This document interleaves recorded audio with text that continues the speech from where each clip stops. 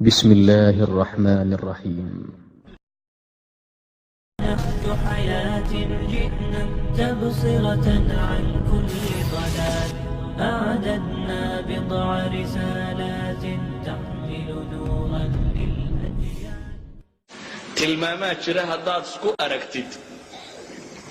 aad khatar ku sugantahay khafladii waa soo socotaayee is ilaali maxaa ka mid ah khaflada calaamaadka lagu yaqaano waxaa ka mid ah atakaasul can idaacaat haddaad aragto qof oo ka caaj haddaad naftaada aragto iyadoo marka cibaadada iyo daacada la soo qaadana ay caajis iyo wahsi iyo hamaansi bilaabayso marka sheekada iyo hadaltirada iyo tirrogta la wadana aad nashiid iyo qof firfircoonoo soo jeedo aaraa badan oo hadal fiican oo warramaya aad noqoto ogsanow xanuunku bilowgu kugu yihi waa wax ka mid ah acraadii sidaa awgeed nabigu calayhi salaatu wasalaam axaadiistiisu waxay tilmaamayaan wax arrinkan u eg مثلا قرآنك إلهي وحلي منافقة بك اللي سفيني ولا يأتون الصلاة إلا وهم كسالى ولا ينفقون إلا وهم كارهون وإذا قاموا إلى الصلاة قاموا كسالى يراؤون الناس ولا يذكرون الله إلا قليلا إلهي وحط المامة سبحانه وتعالى الصفة منافق لماذا قلبي يدكتاه قرن ما يسيضه قفكم منافق ما مؤمن بوحى قلبي يسكجره لكن منافق لماذا مركي قلبي يدكته أعراض سمت مسك حمضة كم مقارنة كو قياس ساد رئيس كروا حق أسوسي جنجرة وحويا بين هيلي لا يأتون الصلاة إلا وهم كسال صلاة ما يمدني وعاجسة وكل بتهيمويا هل كي النبي محمد عليه الصلاة والسلام صلاة أيوة هيد مركي دبت قفصة ماشوا معي صدقة أرحنا بها يا بلال لها استعينوا بالصبر والصلاة إلهي القرآن كقلت المامي إذن haddaad aragto adigoo jumca iyo jamaacaadka jarjaraya waa mashkilad waa calaamo ka mida calaamaadkaasi saa daraaddeed buu nebigu wuxuu leeyahy calayhi salaatu wasalaam xadiidka muslim ku yaala duul ka tageen oo ka tageen yacnii jimca ka tegistooda joojiyeen amase ilaahi subxaana wa tacaala layakhtimanna allahu calaa quluubihim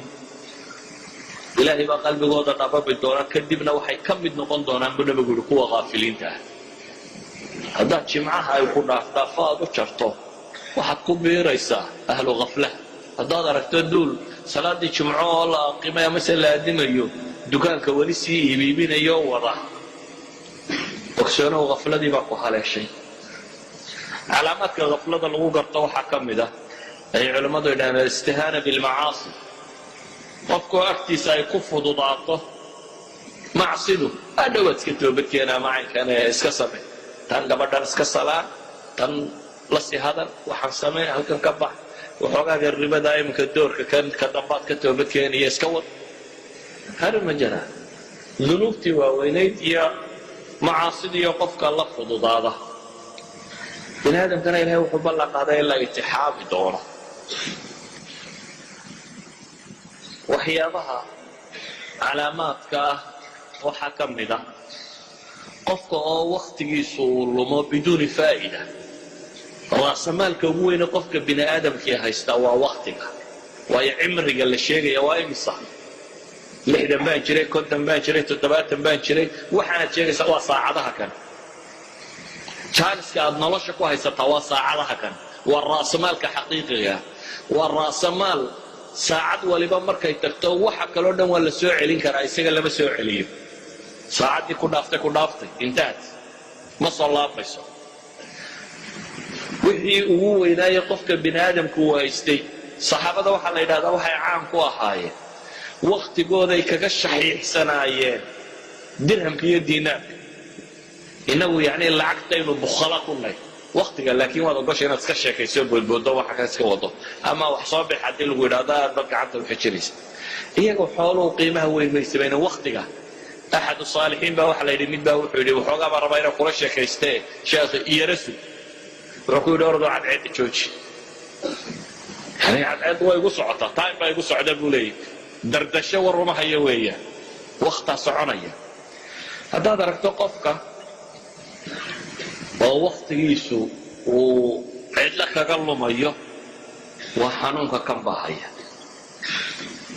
qofka oo aanay la weynayn waxyaabihii uu ilaahay ugu dhowaan lahaa subxaanahu wa tacaala qofka oo aan qur-aanku raadaynaynin iyo cibaadaadka kani waxaasoo dhammay ikhwati fi lcaqiida waa acraab ama symptoms أما علامات غفلة لغوغرت. علم القرآن الكريم في بيتك.